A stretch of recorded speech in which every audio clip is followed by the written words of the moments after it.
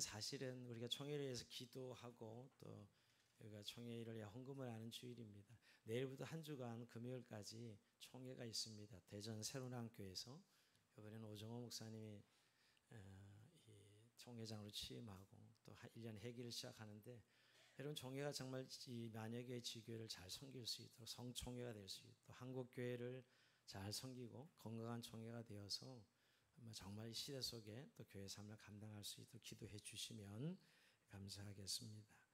예, 그리고 어제 저녁에 우리가 임정규 집사님 3주 전에 등록하셨는데 아버님이 소천하셔서 어제 교우들이 다녀왔습니다. 내일 아침 6시가 발인인데 또 갈 수 있는 분 한번 가셔서 위로해 주시고 또 전화로도 위로해 주시면 좋겠습니다.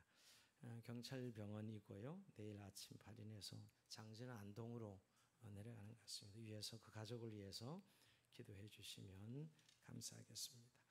자, 오늘 우리에게 주신 하나님 말씀 출애굽기 강의 67번째 번제단을 만들라 하는 제목으로 은혜의 말씀 나눕니다. 오늘 성막 8번째 시간입니다. 자, 이제 드디어 우리가 그 지성소 성소 안에 들어있는 건물을 끝내고 이제 이 성막의 처음 동쪽문 입구를 들어가서 제일 먼저 만나는 기구가 오늘 이 번제단입니다.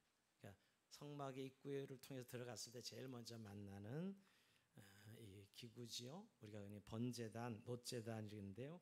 한마디로 이 잡은 제물을 불태워서 제사를 드리는 곳이죠. 자, 전체 그림 올려줘 보세요. 자, 우리가 지금 이 성막을 공부하고 있는데요. 자, 저 지성소 성소 덮개 덮인 거 이때까지 공부했고요. 자, 오늘 맨 저 동쪽 문이 있죠. 저 동쪽에 있어서 동문이라 그럽니다. 들어가면 제일 먼저 나타나는 저 기구가 바로 번제단입니다. 오늘 저것을 공부합니다. 오늘 저기에 대한 전반적인 것을 다 공부하는 날입니다. 자, 오늘 우선 만드는 법을 보면요. 너는 조각모로 길이가 5규빗, 너비가 5규빗 제단을 만들어 네모 반듯하게 하며 높이는 3규빗을 하고 그 네모퉁이에 뿔을 만들되 그 뿔이 그것에 이어지게 하고 그 제단을 놋으로 싸고 그랬는데, 자, 이제 8번째 되니까 이제 좀 익숙해졌죠. 재료가 뭐죠? 조각목입니다. 시딘 나무라고 부르는 아카시아과에 속하는 그 당시에 팔레스타인의 흔한 나무고요. 자, 근데 이 재료는 나무인데 전부 놋으로 싹든 것, 놋으로 덮었어요, 그죠? 예전에는 은이나 금이나 이런 기구인데 전부 놋으로 쌌다는 거 한 가지 특징일 수 있고요. 자, 크기를 보면 이제 5규빗, 5규빗, 5규빗이에요. 5규빗은 5, 25, 2.5m죠. 작지 않습니다. 저렇게 크게 그 한 대가 있죠. 2.5m, 2.5m. 정사각형이고요. 높이는 3규빗, 1.5m죠. 1.5m. 작지 않죠. 그리고 정사각형입니다. 왜 정사각형일까 이런 생각 해보지 않았습니까? 이건 하나님의 공의적인 면을 강조하기 위한 것입니다. 사실 번제단은 죄를 대속하기에 제물을 잡아 태우는 것인데 하나님의 공의가 집행되는 그런 의미에서 정사각형이다 이렇게 볼 수가 있습니다. 또 한 가지 특징이 있다면 여러분, 네모퉁이에 뿔이 달려 있습니다. 뿔을 달아놔서 뿔을 만들었습니다. 나중에 자세히 설명하겠지만 여러분, 제단에 뿔을 잡고 이런 표현들 어릴 때부터 듣고서 자랐는데 무슨 뜻인지 모르고 쓰는 분들도 있고 듣는 분들도 있습니다. 제단의 뿔, 바로 이 제단의 뿔입니다. 양쪽 사각형의 제단의 뿔이 있습니다. 그림 두 번째 그림 올려줘 볼래요? 이겁니다. 자, 이걸 전도했는데 내 귀퉁이에 제단의 뿔이 있어요. 고기가 걸릴 수도 있고요. 이걸 제단의 뿔이라고 합니다. 저렇게 만들라 하셨고요. 또 한 가지 특징이 있다면 중간에 그물을 만들게 합니다. 놋으로 그물을 만들어서 중간쯤에 그물을 치도록 만들었다는 그게 한 가지 특징이고요. 또 양쪽에 네 고리를 만들어서 발을 만들어서 이동할 때 발을 들고 이동할 수 있도록 이렇게 발을 만들어서 길게 만들었습니다. 근데 이런 자세한 것은 사실을 다른 기구와 다르게 설명하지 않고 있어요. 뭐 그물을 중간에 달게 하는 것 정도 설명이 있지만 발을 또 네 갈고리를 만들어서 채를 만들어라 하는 것까지 우리가 6절, 5절, 7절에 나오죠. 자, 저런 모양이 바로 우리가 지금 살펴보는 번제단입니다. 자, 물론 다 놋으로 씌웠고요. 그러니까 사실은 놋제단이라 하는 이유가 그 때문입니다. 원재료는 나무로 만들었지만 다 놋으로 씌웠기 때문에 번제단을 놋제단 이렇게 이야기하게 됩니다.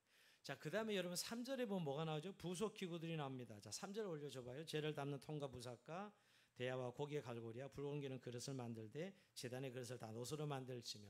자, 수종들은 기구들인데 우선 5가지입니다. 죄를 담는 통, 그죠? 통이 나오죠. 저긴 5가지 이유가 다 여러 2개씩 나와 있는데요. 여러분 죄를 담는 통이 뭐죠? 고기를 태우고 나무를 태우니까 죄가 생기잖아요. 그 죄를 담는 통이 있어야 될 거예요. 죄를 담는 통이고요. 부삽이 있습니다. 자, 그럼 긁어 모아야죠. 그래서 죄를 긁어 모아서 부삽이 필요하고요. 통에 담기 위해서 부삽을 이렇게 하고, 그다음에 대야가 있습니다. 대야. 저 큰 대야, 가장 큰 게 대야인데요. 번제단에 올릴 고기를 담는 그릇입니다. 여러분, 여전히 번제단 우리가 정육점에 고기 잡듯이 고기 늘 잡아서 이 대야에 담아야 되는 거죠. 그래서 번제단을 옮기죠, 여러분. 대야가 있어야 되고, 그다음에 고기 갈고리. 고기를 손으로 들 수 있지만 갈고리 찍어서 이렇게 고기를 올려놓는 교육. 번제단에 고기 올려놓을 때 쓰는 기구가 고기 갈고리고요. 또 한 가지 불 옮기는 그릇이 있습니다. 제단에 불을 옮길 때 늘 저 제단은 24시간 불을 피우거든요. 계속 불을 옮겨야 되는 것이죠. 불이 꺼지면 또 불을 지펴야 되고 24시간 불이 꺼지지 않도록 언제든지 제사를 드릴 수 있도록 그렇게 하는 기구가 불 옮기는 그릇입니다. 그리고 한 가지 여러분, 오늘 본문에 나와 있지는 않지만 통상적으로 저 번제단을 만들 때 토단을 쌓았다는 거예요. 자, 그 다음 그림. 이렇게 토단을 쌓아서 밑에서 불을 떼야 되거든요. 불을 떼야 단이 고기가 타지 않을 거예요. 태울 수 있잖아요. 그래서 양쪽 옆으로 터너서 저 높이가 상규빗이에요. 우리가 지금 그 번제단이 상규빗이 한 1.5m인데 밑에 이게 띄우기 위해서 단을 쌓는 것도 높이가 1.5m 상규빗입니다. 그래서 단을 쌓아가지고 이 번제단을 올렸다라고 생각합니다. 그래서 저 번제 제사가 없을 때는 제사장들이 저 토단에 올라가서 나팔을 불기도 했고요. 그런 장소가 바로 번제단의 장소다, 이렇게 생각해 볼 수 있습니다. 어떻게 보면 다른 기구보다 오늘 좀 설명도 짧고 쉽지요. 그러나 저렇게 고기 짐승을 태워서 우선 이 제사를 드리는 것이고, 또 한 가지 우리가 기억할 것은 번제단은 피를 쏟아내는 거예요. 피를 제단 아래로 뿌리는 것입니다. 피를 뿌리는 것. 그 2가지 기능을 통해서 제사를 드리는 곳이 바로 이 번제단이라고 말할 수 있습니다. 자, 그러면 여러분, 오늘 결국 성막은 다 예수 그리스도를 나타낸다고 말씀 미리 결론부터 드리는데 오늘 이것도 마찬가지죠.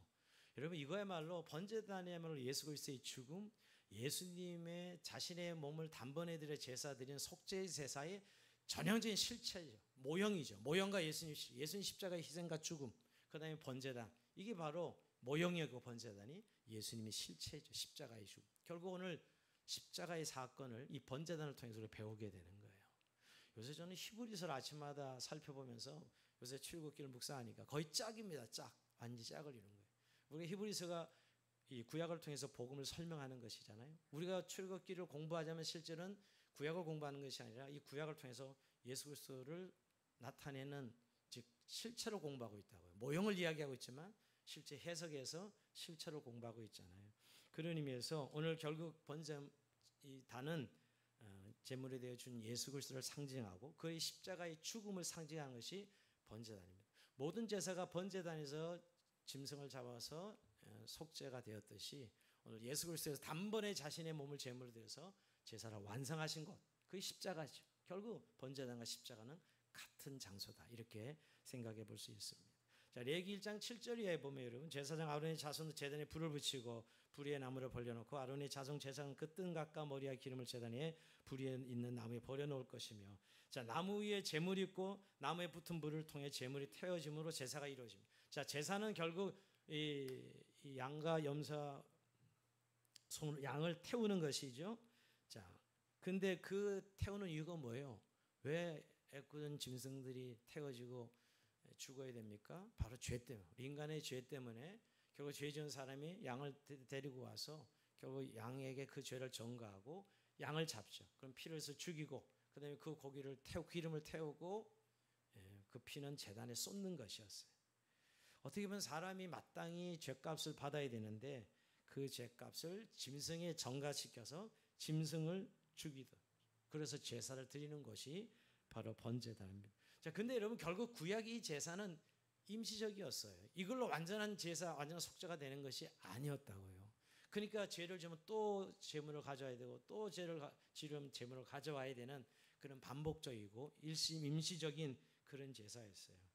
결국 완전한 제사는 예수님이 자기 몸을 제물로 드려서 한 번의 제사를 끝내주신 것이지요. 그래서 여러분, 우리의 죄를 사하여 죽으신 예수 그리스도를 가장 선명하게 보여주는 성막의 기구가 번제단이에요. 우리를 십자가에 죽으신 예수 그리스도를 가장 선명하게 보여주는 기구가 번제단이에요. 이 번제단은 예수의 죽음을 상징하는 첫 번째 장소이죠. 그래서 번제단에서 피를 흘리고 태워져야만, 이 번제단을 통과해야만 하나님께 나아갈 수 있습니다. 예수 피로 용서받은 곳이 바로 번제단이에요. 그러면서 지금으로 하는 십자가죠. 십자가입니다. 자, 여기서 이렇게 오늘 이 그림 위에 제물이 올려져서 태워지고 있는 장면이죠.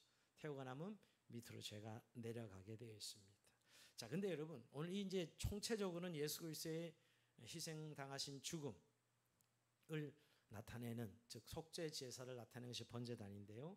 자, 이 의미를 더 생각하면 아주 우리가 깊게 깨달을 수 있어요. 자, 우선 모든 번제단은 노수로 만든다는 것. 왜 노수로 다 입혔을까? 은도 있고 금도 있었는데 이 번제단 노시였습니다.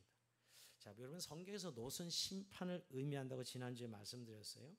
노수는 하나님 심판을 말할 때 대표적인 금속 재료입니다. 근데 여러분, 예수님도 노수로 표현된 거 아시죠?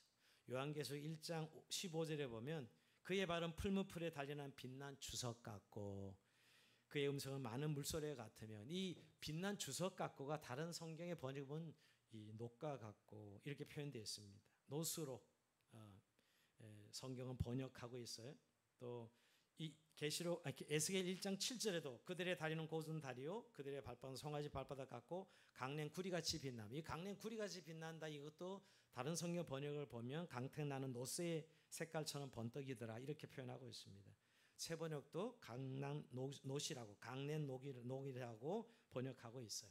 노스는 그러니까 어떤 심판의 의미를 가지고 있다는 것이에요.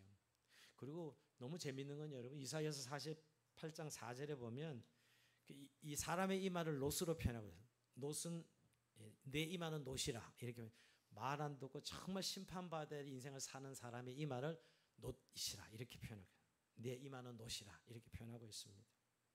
근데 여러분, 결국 노수로 제단이 만들어진 건 심판이 집행되는 곳이라는 거예요. 노수로 만드는 심판이 집행되는 곳. 여러분, 근데 녹과 관련된 상징물 중에 성경에서 빼놓을 수 없는 것이 뭐죠? 광야에서 노뱀 사건 기억해요? 광야 생활 40년 제대에 이스라엘 백성들이 또다시 하나님께 원망과 불만을 쏟아내지요. 출애굽 이후에 계속 이 불신앙이 반복되는데 분노하신 하나님께서 참지 못하시고 진노를 바라십니다. 그래서 불변으로 해서 사람을 죽이시고, 그때 막 모세가 기도하죠. 하나님 살려달라고 중보 기도하죠. 그때 하나님께서 불뱀 모형을 장대에 매달라고 하십니다.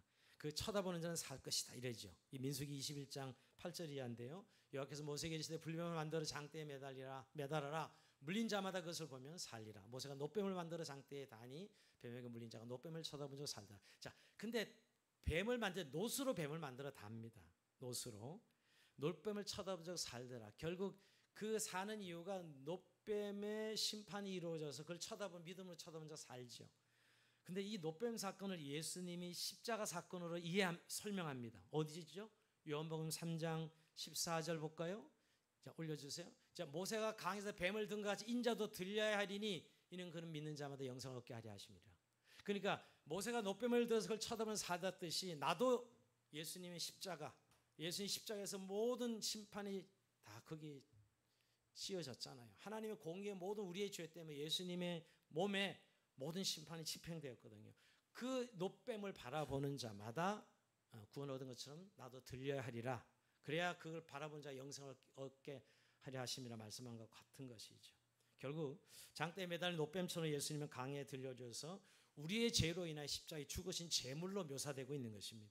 십자가에서 우리의 구원이 이루어지지만 다른 한편으로 생각하면 하나님의 공의로 예수님이 그 십자가에서 완전히 심판을 받으신, 그래서 노수로 만들어진 거예요. 번제단이요. 그러니까 여러분, 사람의 몸을 입고 이 땅에 오셔서 그게 어떻게 보면 조각목에 노수를 입혀서 사람이 받아야 할 심판을 대신 감당하는 의미에서 우리가 받을 심판을 이 짐승이 받고 예수님이 십자가에서 다 받았다는 의미에서 노수로 만들었다는 노수로. 그러니까 결국은 이 노수의 의미는 하나님의 사랑과 그리스도의 희생을 나타내는 것이죠. 어떻게 보면 두 가지가 다 있는 거죠. 여러분 우리가 십자가 할 때 항상 심판 받은 그 십자가 완전히 하나님 공의로 저주받고 심판받은 그 한 심판의 의미, 그 다음에 그것을 통해 우리가 속죄함을 받고 구원을 받은 것이죠. 그리스도의 사랑이죠.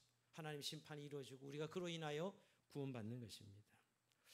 자, 또 한 가지 여기 이 노수로 만들었다는 데서 우리가 이 의미를 생각해보고 두 번째는 제단 뿔입니다. 이 제단 뿔이란 말이 구약성에 얼마나 많이 나옵니까? 근데 의미 모르고 쓰는 분들이 많지요. 근데 2절에 그 네 모퉁이의 뿔을 만들되 그런데 자, 여러분 그 제단에 근데 출애굽기 29장 12절에 보면 그 피를 네 손가락으로 제단 뿔들에 바르고 그 피 전부를 제단 위에 쏠지. 제사 될 때 그 뿔에 피를 발라요. 피를 바르고 피를 쏟아내. 짐승을 태우기 전에 먼저 짐승을 잡은 피가 있잖아요. 피를 뿌리고 피를 쏟아붓고 그다음에 네 뿔에 피를 바르도록 해서 그리고 짐승을 태웁니다. 근데 여러분 이 뿔이라고 했을 때 왜 뿔을 만들었을까? 그냥 장식품인가? 근데 의미가 아주 깊어요. 뿔은 원래 권력, 힘, 능력, 세력을 의미합니다. 그래서 여러분 시편 75편 5절에 보면 너희 뿔을 높이 들지 말며 너희 뿔을 높이 이게 이런 표현들이 있죠. 그 다음에 10절에 너 악인들의 뿔을 다 베고 의인들의 뿔은 높이 들리로다. 이 말씀 무슨 말씀이죠? 악인들의 세력을 다 차단하고 의인들에게 힘을 실어주겠다는 거예요. 이게 권세, 권력, 힘을 말합니다. 뿔을 말할 때 여러분 구약의 왕이나 제사장을 세울 때 머리에 기름을 붓잖아요. 하나님께서 권세와 능력을 부여한다는 의미인데 그때 사용하는 기름병 여러분 그때 기름병이 무슨 모양인지 뿔나팔처럼 정결한 짐승의 뿔로 만듭니다. 여러분 다른 재료를 얼마든지 만들 수 있었는데 불구하고 그 기름 부는 기름병을 뿔로 만든다고. 뿔로요. 뿔로 기름병을 만든. 왜? 상징성 때문에. 뿔이 바로 권력, 권세, 힘을 말하는 것이거든요. 어디에 나오냐고요? 사무엘하 16장 13절을 보면 사무엘의 기름 뿔병을 가져다가 그 영정에서 그에게 부었더니 이날 이후로 다시 여호와 영에 크게 감동되니라. 바로 뿔에 기름을 부어서 붓는 거예요. 그 권세를 말하는 것이죠. 자, 이런 의미에서 뿔이 갖는 의미, 자, 힘과 권세를 의미한다고 알 수 있는데요. 우리가 아도니아가 이 다윗이 나이 늙은 이제 죽음이 가까웠을 때 반역을 일으켜요. 왕이 되고 싶어 아도니아가. 근데 결국 실패로 돌아가자 아도니아가 제단에 가서 제단 뿔을 잡습니다. 왜 뿔을 잡죠? 살려고. 살아나고 싶어서 제단 뿔을 잡아요. 열왕기상 1장 50절에 보면 아도니아도 솔로몬을 두려워하여 일어나 가서 제단 뿔을 잡으니 실패하고 솔로몬이 왕이 됩니다. 그럴 때만 이제 난 쿠데타를 이긴 죄로 죽었다고 생각하니까 뿔을 잡지요. 여러분 나 안 죽겠다니 좀 살려달라는 의미입니다. 이스라엘 사람들에게 있어 제단 뿔은 힘없는 약자나 억울함을 호소하는 경우 또는 다른 사람에게 죄를 범한 경우라도 긍휼과 정상 참작이 필요한 이들을 보호하시는 하나님의 은혜를 상징합니다. 그래서 제단뿔을 잡게 해달라 이런 표현들을 쓰는 거예요. 하나님 긍휼을 잊게 해달라는 게 제단뿔을 잡게 해달라는 의미예요. 내가 비록 죄를 졌고 또 비록 연약하지만 제단뿔을 잡아서 하나님의 긍휼을 잊게 해달라는 그런 의미의 기도입니다. 제단뿔을 잡게 해달라 이런 기도하는 이유가요. 그러니까 결국 보호하시는 하나님의 은혜를 이야기하는 것이에요. 근데 아도니아 어디 죽어야 살아요? 죽습니다. 잡은 뭐에 죄를 졌는데 죽어야지. 여러분 도피성도 이렇게 가실시대 도끼 작업하다 도끼가 날아가 사람이 죽었어. 이건 가실시대. 그럴 땐 도피성이 막 뛰어가면 살아납니다. 그죠? 그래서 도피성을 만든 거예요. 근데 복수자가 보면 저 내 아버지를 죽여 내 아들 죽였으면 바로 복수할 거 아니에요. 근데 도피성에 도망가면 살리죠. 그 도피성은 예수 그리스도를 의미합니다. 근데 진짜 죽여놓고 도피성 들어가면 어떻게 끌어내서 죽입니다. 어떻게 보면 죄가 있으면 어쩔 수 없는 거죠. 그러니까 과실치사의 경우만 사는 것이죠. 오늘 이 아도니아도 결국 살고 싶어서 제단의 뿔을 잡았지만 궁을 입지 못하고 죽습니다. 결국 여러분, 결국 제단 뿔에 손을 대면 사함과 용서가 이루어진다는 그런 의미죠. 제단 뿔을 잡아 하나님 궁일하심 믿고 사함을 받는다. 그런 의미의 제단 뿔입니다. 피를 바른 이유도 바로 속죄가 이루어지는 장소의 의미입니다. 무엇보다 뿔은 하나님의 구원의 능력을 나타내요. 사무엘하 22장 3절에 보면 내가 피할 나의 반석이 하나님이요 나의 방패에서 나의 구원의 뿔이시요 이런 표현이 한두 군데가 아니에요. 구원의 뿔이시요 그렇죠. 구원의 뿔. 이게 바로 구원의 능력을 말하는 것이죠. 구원의 능력을 말해. 그래서 여러분 사가랴 제사장은 이 성전에 갔다가 아기 예수님을 만나죠. 그 아기 예수님을 만나고 이렇게 찬양합니다. 찬송하려도 주 이스라엘 하나님이여 그 백성을 속량하시며 우리를 구원의 뿔을 그종 다윗집에 일으키셨도다. 구원의 뿔. 바로 이 제단의 뿔은 바로 구원을 상징하는 거예요. 하나님 구원의 능력을 상징하는 것이에요. 그래서 제단에선 동물이 제물로 드려지고 그 피는 뿔에 바릅니다. 항상 제단의 뿔에 바르죠. 에레미야서에 보면 유다의 죄를 언급할 때 그들이 죄가 철필로 제단의 뿔에 새겨졌다 이렇게 표현하는데 에레미야 17장 1절인데 유다의 죄는 금강석끝 철필로 기록되되 그들의 마음과 그들의 제단 뿔에 새겨졌거늘. 여기 이 뿔이란 말이 속죄, 히브리어 카파르라 그러는데 덮는다는 의미입니다. 그러니까 제단 뿔에 피를 바르는 것은 피를 칠하여 죄를 덮어서 속죄를 보여주는 거예요. 그러니까 이 번제단의 이 제단 뿔은 결국 속죄의 의미가 있는 거예요. 아까 노술은 심판의 의미지만 이 뿔은 속죄의 의미가 있는, 용서의 의미가 있는 것이 하나님의 사랑, 구원의 역사가 이루어지는 걸 상징해요. 그러니까 이 노수로 상징하는 죄에 대한 심판과 뿔로 상징하는 구원의 은혜가 동시에 이루어지는 것이 이 번제단이다라는 것이에요. 특히 네 모퉁이로 이렇게 한 것은 동서남북, 인간 숫자가 동서남북이죠. 동서남북 모든 방향을 가리키고 복음이 온천에 또 천하만국의 모든 민족과 남녀노소 누구에나 구원의 능력이 나타낼 것을 말씀하고 있다 이렇게도 해석할 수 있습니다. 자, 그러니까 노수로 또 이 뿌리의 의미가 결국 제단의 성격을 하나님의 심판과 하나님의 용서가 같이 동시에 일어나는 결국 십자가죠, 십자가. 자, 그리고 한 가지 더 살펴볼 것은 여러분 이 제단의 피, 자 짐승을 태우는 것이지만 피는 제단 밑에 뿌려져요. 레위기 4장 18절에 보면 또 그 피로 해마가 여호와 앞에 있는 제단 뿔에 바르고 그 피 전부는 해막 문 앞 번제단 밑에 쏟을 것이며. 짐승의 피가 얼마나 커요. 저는 어릴 때 이 돼지 멱다는 거지 여러 번 목격해서 굉장히 부정적입니다. 교회 처음 나자마자 청소년 시절에 예수의 피가 근데 굉장히 이렇게 좀 부정적으로 느껴왔어요. 진리를 깨닫기 전에는 이 구약을 공부하기 전에는 뭐 교회 하니까 피를 이야기하지. 그 피에 대한 어릴 때 늘 돼지를 잡으면 멱을 따면 깨끗 소리 지르고 동네 난리죠. 그런데 그날이 또 잔치날이긴 해요. 돼지 한 마리 잡아가지고 온 동네 장치가 이루어지니까. 그러긴 한데 그 피가 엄청납니다. 그렇게 선지가. 그 피는 다 제단 밑에 쏟아내는 것입니다. 짐승 그러니까 제물은 불에 태워지고 그의 피는 제단 밑에 부어지는 것이에요.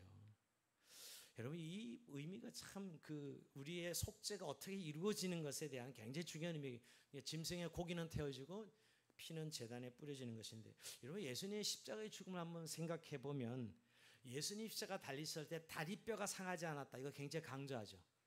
꺾이지 않았다. 여러분 이 예언 시편에서 이 예언을 했는데 신약은 이것을 그대로 그 예언이 성취되는 걸 이야기합니다. 이 다리뼈가 부러지지 않았다는 걸 왜 이렇게 강조하냐면 보통 십자가에 달리면 이 사실은 오랜 고통을 당하거든요. 숨이 쉬는 게 제일 어렵다. 십자가형이 숨이 제일 어렵다 그래요. 근데 그래도 숨을 쉬려고 다리에 힘을 빡 주고 숨을 그래도 쉬면서 산다는 거예요. 보통 길면 3일까지 사는 사람도 있다 그래요. 숨을 쉬는데 간신호흡을 가는데 너무 고통스러우니까 결국 옆에 그 십자가를 단 군병들이 다리뼈를 부러뜨려 줍니다. 다리뼈를 부러뜨려 주면 힘을 못 쓰고 숨을 못 쉬니까 빨리 죽어. 그 고통을 면하게 해주려고 다리뼈를 부러뜨린다고요. 근데 예수님은 다리뼈를 부러뜨리려고 하니까 벌써 죽으셨어요. 예수님은 6시간 만에 결국 운명하셨잖아요. 십자가 달렸는데. 근데 그 양쪽 강도들은 다리를 부러뜨립니다. 여러분 요한복음 19장 32절에 보면 다 강도의 다리뼈를 부러뜨려. 그들은 빨리 죽도록 하는 것이죠. 고통을 면하게 해주려고 여러분. 근데 예수님은 이미 십자가형에 빨리 일찍 돌아가신 거죠. 그래서 어떻게 하죠? 군병들이 결국 죽음을 확인하기 위해서 옆구리에 창을 찔러서 피와 물을 다 쏟아내게 합니다. 이게 제단의 의미예요. 그러니까 사실 예수님은 이미 제 다리를 꺾지 않았어요. 여러분 요한복음 19장 33절 볼까요? 예수께서 일어서는 이미 죽으신 것을 보고 다리를 꺾지 아니하고 그중 한 군이 창으로 옆구리를 찌르니 그 피와 물이 나오더라. 다른 버전에 보면 피와 물이 쏟아졌다 그러면 옆구리를 창으로 찔러서 모든 물과 피를 쏟아낸 것이죠. 여러분 이 상황이 굉장히 성경 강조하는 이유가 뭐냐면 두 가지 예언을 성취하는 의미입니다. 뼈가 하나도 꺾이지 않았던 시편의 예언을 성취하는 것이고, 또 하나는 희생 제물의 피를 제단에 다 쏟아 부으라는 이 번제단에 관련된 명령이에요. 결국 번제단은 여러분 예수의 피가 쏟아진 것이에요. 그래서 온전한 속죄를 입은 것이죠. 이게 바로 번제단이 주는 중요한 교훈입니다. 또 한 가지 이름이 번제단에 하나님의 궁율이 담겨져 있어요. 번제단의 불은 항상 피어 있습니다. 나무로 불을 피워서 24시간 불을 피워야 됩니다. 왜 그렇죠? 자, 레위기 6장 9절에 보면 아론과 그의 자손의 명령에 이르되 번제의 규례는 이러하니라. 번제물은 아침까지 제단 위에 석쇠에 두고 제단의 불이 그 위에서 꺼지지 않게 할 것이요. 여러 군데 나옵니다. 제단의 불은 절대 꺼뜨리면 안 돼. 왜? 언제 달려와서 제물을 드려? 내가 죄를 지었을 때 바로 달려와서 짐승을 잡았는데 아이고 이제 불 피워야 돼요. 이러면 얼마나 시간이 많이 걸려요. 그러니까 제단은 제사를 드릴 때나 안 드릴 때나 계속 불이 펴져 있어야 돼. 24시간. 이건 이동할 때도 마찬가지입니다. 이동할 때도 제단의 불은 계속 펴져 있어요. 그래서 우리 제단의 불이 꺼뜨리지 말아가는데 바로 이 번제단을 말하는 거예요. 이 제단의 불이 꺼지지 않아야 됩니다. 24시간. 이게 하나님 궁율이죠. 언제 달려와도 제사를 드리게 하는, 언제나 용서받을 수 있도록 하게 하는 것이죠. 우리 이 제단의 불은 주님 오실 때까지 꺼뜨리지 말아야 돼요. 이게 바로 번제단의 당연히 중요한 교훈입니다. 자, 오늘 이렇게 말씀을 정리하면서 여러분, 이 번제단은 결국 예수 그리스도의 속죄와 그 은혜를 말해줍니다. 그래서 오늘 히브리서 기자 어제 본문이었는데 여러분, 어제 본문에 이 내용을 그대로 히브리서 9장 11절에 정확하게 말씀하고 있어요. 이 번제단의 제사가 뭐냐는 거예요. 이 모형이잖아요. 그림자잖아요. 예수님이 뭐를 말하는 것이에요? 자, 히브리서 9장 11절 이하를 읽어봅니다. 그리스도께서는 장래 좋은 일에 대제사장으로 오사 손으로 짓지 않은 곳 곧 이 창조에 속하지 않은 더 크고 온전한 장막으로 말미암아 염소와 송아지의 피를 하지 아니하고 오직 자기의 피로 영원한 속죄를 이루사 단번에 성소에 들어가셨느니라. 자, 예수님의 제사가 이 제사라는 거예요. 오늘 구약의 번제단에 이루어지는 제사를 그림으로 그대로 예수님께 적용한 것이죠. 여러분 염소나 송아지 피로 계속 제사를 매일 반복적으로 늘 드려야 됐죠. 그래서 임시적이고 왜 반복해야 되니까 또 결국 그 제사로 완전한 속죄가 이루어질 수는 없었어요. 결국 이런 구약은 예수님이 오셔서 단번에 자기 몸을 들여서 완벽한 제사를 드리는 것으로 완성되는 거예요. 바로 구약의 이런 모형 그림을 보여하라고 한 것은 예수님이 오셔서 단번에 제물을 드려서 하늘 보좌에서 우리의 중보기도로 영원한 대제사장인 예수 그리스도, 우리의 구원을 위해서 단번에 속죄제사를 드리신 예수 그리스도를 말씀하고 있는 것이죠. 그래서 여러분, 구약은 율법으로 구원받는 게 아니라 오실 예수님을 희미한 모형의 일들을 하면서 실체에서 예수님을 바라봐서 구원받은 거고, 우리는 이미 오신 예수님을 바라보면서 구원받은 거예요. 구약은 율법, 신약은 복음이 아니고 구약도 믿음이에요. 신약도 믿음이에요. 오실 예수를 바라본 거, 우리는 오신 예수님을 바라보고 구원받는 것이에요. 그러니까 예수 그리스도의 진리에 대해서 모르면 성경을 앞만 봐도 사실은 뭔지 모르고 그렇게 읽게 되는 거예요, 사실. 결국 예수 그리스도의 온전한 속죄의 제사, 완전한 속죄의 제사가 이 번제단에서 이루어진 일로 우리가 볼 수 있습니다.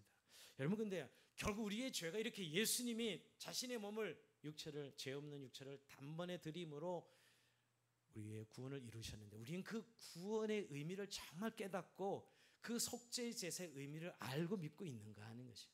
그냥 예수님이 죽어서 예수님 때문에 구원받았다, 이런 피상적인 생각으로 우리가 구원을 이야기하는 것과, 오늘 구약에 있는 제사 과정을 다 진행하는 것을 볼 때, 여러분 죄를 전가하고, 그래서 죄를 전가한 짐승을 죽이고 죽여서 피를 빼고 제단에 쏟고 태우고, 이런 과정을 통해서 죄가 용서되는 모형으로 보면 말이에요. 근데 그 일을 예수님이 나를 위하여 단번에 자기 육체를 들여서 우리의 죄를 용서하셨다. 그래서 우리를 모든 저주에서 벗어나게 하시고 모든 죄로부터 구원해 주시고 자유케 해 주시고 우리가 하늘의 기업을 누리게 하셨다는 거죠. 특히 우리는 요새 히브리서 9장을 살펴보면서 우리에게 이 죄로부터 자유함, 그죠?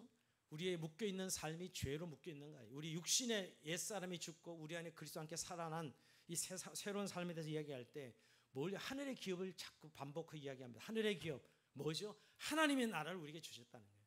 그러니까 이제 예수 믿고 구원받는 삶은 이 어떤 삶이냐? 결국 우리가 모든 옛사람의 죄를 예수님께서 용서해 주시고 우리가 새로운 삶으로 살아갈 수 있도록, 하나님의 나라의 백성으로 살아갈 수 있도록 주님께서 단번에 속죄 제사를 드려준 것이지요. 히브리서가 결국 우리가 계속 요새 묵상하면서, 근데 이 유대인들이 예수를 믿고 구원받았는데 자꾸 옛날 유대교로 돌아가려고 하는 거예요. 이 배교에 대한 경고가 히브리서 전체에 흐르고 있는 중요한 내용이에요.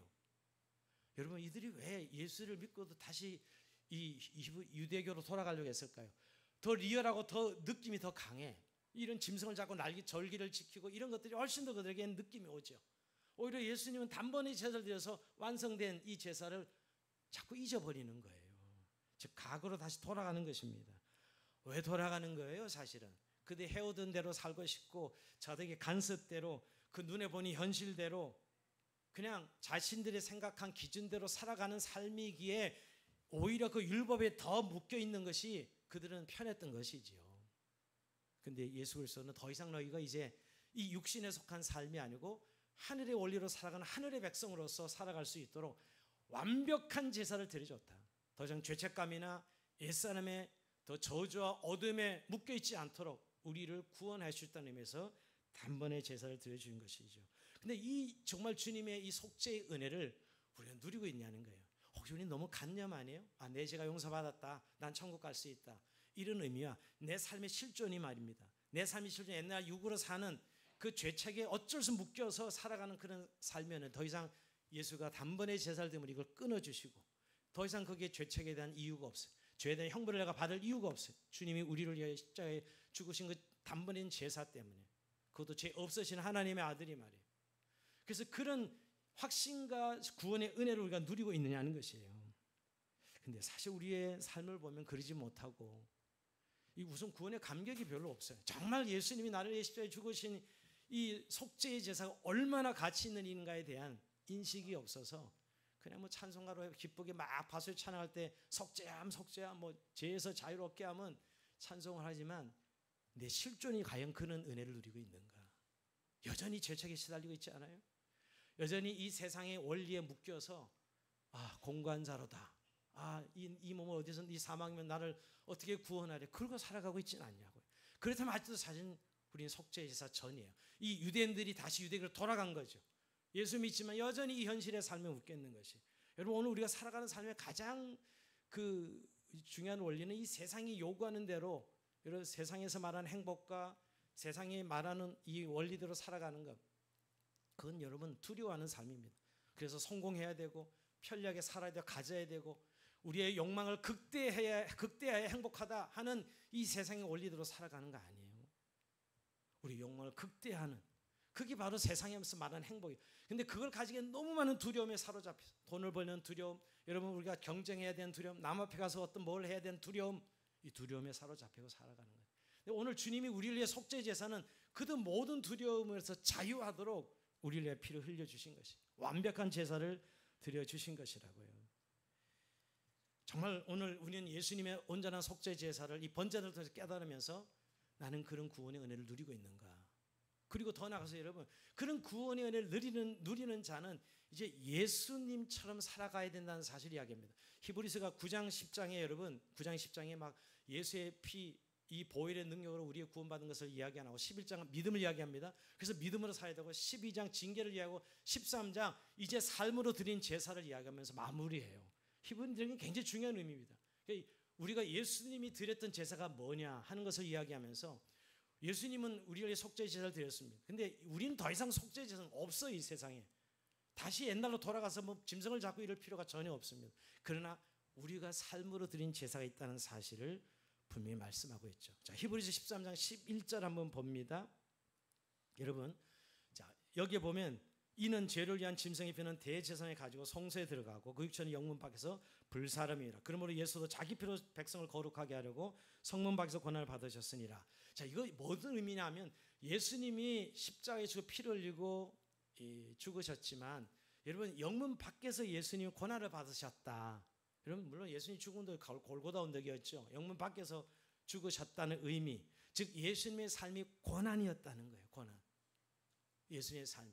이 예수를 믿음으로 바라봐야 된다는 거예요. 오늘 우리가 왜 이렇게 세상을 두렵게 살아가야 되냐 하면 고난이 없어야 된다고 생각하는 거예요. 여러분 예수 믿고 정말 고난이 없는 삶을 성경에 말합니까? 아니요. 반대입니다. 예수 믿고 고난을 이야기해요. 예수님처럼 살아가야 우리가 그 제사의 온전한 유효한 삶을 살아간다는 것이에요. 그래서 예수님처럼 우리도 영문 밖에 나가자 이야기합니다. 히브리서 13장 13절 같이 이건 읽어봅니다. 시작. 그런즉 우리도 그의 치욕을 짊어지고 영문 밖으로 그에 나가자. 우리는 다 이 큰 성 대도시 안에서 성을 쌓고 뭔가 행복을 추구하고 있습니다. 이런 삶이 아니라는 거예요. 예수는 우리를 위하여 속죄제사를 드리고 영문 밖에서 고난을 짊어지고 인생을 사셨어요. 우리도 그렇게 예수님의 길을 따라가야 돼. 그게 새로운 살 길이라고 말씀하고 있는 것이 우리가 드려야 될 제사라고 이야기하고 있는 것이에요. 사람들은 더 큰 성, 이렇게 서울이 집값이 비싼 거예요. 뭐 서울 땅은 특별한 땅이라서요? 아니잖아요. 거기 살아야 인정을 받고 거기 살아야 행복한 사람이라 하니까 그 동네에 살아야 엘리트를 하니까 그렇게 비싸고 아파트 하나 50억인데도 들어가서 살잖아요. 없어서 못 판답니다. 50억짜리 아파트가 별로 느낌이 없으신가요? 없어서 못 판대 50억 아파트. 제가 예전에 한번 신반포 그 목사님과 여러 이야기를 그런 이야기 하니까 여기 한 달에 1,000만 원 버는 사람은 아주 가난한 사람이에요. 한 달에 1,000만 원이 아주 빈민이래. 빈민. 신반포에서는. 이제 그 이야기를 들으면서 왜 이렇게 비싼 거예요? 다 이 도성 안에 살아서 그 쾌락을 누리고 그 행복을 추구하는 거죠. 여러분 근데 구원 얻는 우리들이 그렇게 살려고 우리를 위해서 주님이 속죄제를 드려주신 것이 아니라는 거예요. 오히려 우리들은 장차올 도성, 여러분 가인처럼 자기 성을 쌓는 삶이 아니라 정말 예수의 핏분을 받은 성도들은 장차올 도성을 위해 살아가는 하나님의 나라를 기업으로 받은 사람들이라는 거예요. 이래 우리가 세상을 이길 수 있습니다. 지난주에 기사 중에 하나가 책을 소개했는데요. 강남은 거대한 정신병동이에요. 이 책 제목이 요 문제 책에 나옵니다. 강남은 거대한 정신병동이에요. 이 강남에서 28년 동안 정신과 의를 감당했던 병원을 개업해서 정신과 의원을 열었던 김정일 의사의 말입니다. 의사 그 책을 썼는데 그 책 제목은 자기가 만든 게 아니랍니다. 진료받으는 강남에서 유행업소에서 일하는 사람이 와가지고 환자가 툭 한마디 던지더래요. 선생님, 강남은 거대한 정신병동이에요. 듣는 순간에 오싹하면서 이거다. 정말 자기가 28년 동안 이 강남에서 정신과를 운영했는데 이 강남이야말로 거대한 정신병동이야 하면서 이 책을 써야 되겠다고 생각해서 책을 쓴 거랍니다. 수많은 부자들이 있지만 스스로 인생을 망치고 있다는 것이죠. 무너져 내려가고 있다. 여러분 그 환자들을 만나면서 자신은 야 이런 정도로 삶이면 그 배신당하고 그 관계에서 사기치고 그 오직 돈과 성공을 위해서 그 아이들을 그렇게 학원 돌리고 오직 우리 아이는 이겨야 되고 의사가 돼야 되고 여러분 이런 구조 속에 인간은 완전히 망가지고 있다는 사실. 여러분 정신과 의사 이야기입니다. 목사 얘기가 아니라 정신과에서 판단하기를 야, 이 강남은 거대한 정신병동이야. 우리가 부러워하는 건 다 허상이라는 것이야. 다 결국 돈과 성공과 어떤 명예를 위해서 달려가지만 근데 왜 그렇게 이 사람들이 그 질병에 정신과 질병에 노출돼? 다 관계는 다 깨져 있다는 거예요. 부모 자식 간의 부부 관계 그 돈이나 어떤 자기 성공 때문에 다 깨져 있는 거예요. 그래서 애들 교육을 보면 기가 막히는 거죠. 남을 배려하고 타인의 감정에 공감하는 훈련을 받지 못하고 인간관계를 할 줄 몰라. 관계가 불가능하다는 거예요. 결국 관계는 다 망가지고 오직 돈과 명예만 성공만 남는 것이죠. 여러분 이 책을 위해서 그 의사의 진단을 저는 아직 책은 다 읽지 못했습니다. 리뷰를 보면서 야 우리가 살아가고 있는 세상이 지금 무엇을 바라보고 살아가고 있니? 근데 여러분 오늘 그래서 강남만 거대한 정신병동이냐고. 대한민국 전체가 그분은 그런 이야기를 하더라고요. 한국이 지금 망해도 전혀 이상하지 않다. 우리의 정신과적인 관점에서 보면 한국이 망해도 이상하지 않다는 거예요. 그 정도로 망가져 있다는 것이. 그 의사의 이야기입니다. 자기 성공을 위해서는 관계를 깨는 걸 밥 먹듯이 쉽게 이야기하고 사람을 안 보면 되는 거죠. 죽이면 되고 사기치고 이렇게 살아가는 삶에 결국 인간은 살아남을 공간이 없는 것이죠. 제가 왜 이걸 드리면 결국 우리의 살아가는 삶이 여러분 지금 거기에 있지 않은데 우리의 새로운 살 길을 가지고 그리스도를 따르는 길 우리가 왜 이렇게 두려워하냐고 왜 이렇게 묶여 있습니까? 묶여 있는 이유가 바로 오늘 이 세상의 그런 가는 방향과 다르지 않기 때문에 묶여 있는 것이고 죄에 묶여 있고 관계에 묶여 있고 세상에 묶여 있는 것이죠. 그래서 오늘 우리에게 너희가 구약과 같은 거는 제사는 드리지 않아도 이제 제사를 드리라고 합니다. 이런 제사를 드리라고 합니다. 자 13장 15절입니다. 같이 읽어봅니다. 시작. 그러므로 우리는 예수로 말미암아 항상 찬송의 제사를 하나님께 드리자. 이는 그의 이름을 증언하는 입술의 열매는 여러분 찬송의 제사 더 이상 구약의 이 속죄 제사는 없지만 우리에게 찬송의 제사 즉 하나님을 향하여 찬송의 제사를 드리는 삶 여러분 이 공간 나서고 나서 삶의 현장 속에 얼마나 하나님을 향한 여러분 찬송이 있습니까? 고백이 있습니까? 이 제사가 우리의 삶에 있느냐는 거예요. 더 나아가서 16절 선행으로 된 삶의 제사입니다. 16절 같이 읽어보면 시작. 오직 선을 행함과 서로 나눠질 잊지 말라. 하나님 이 같은 제사를 기뻐하시니라. 이것도 삶으로 드린 제사. 행함, 선을 행함이죠. 서로 나눠주는 즉 이웃을 향한 삶을 이웃을 향한 사랑이죠. 결국 이 같은 제사를 너무너무 기뻐하신다는 거예요. 여러분 정말 우리의 삶은 이제 사람을 살리는 일에 우리가 제물이 되어서 살아가야 된다는 것이죠.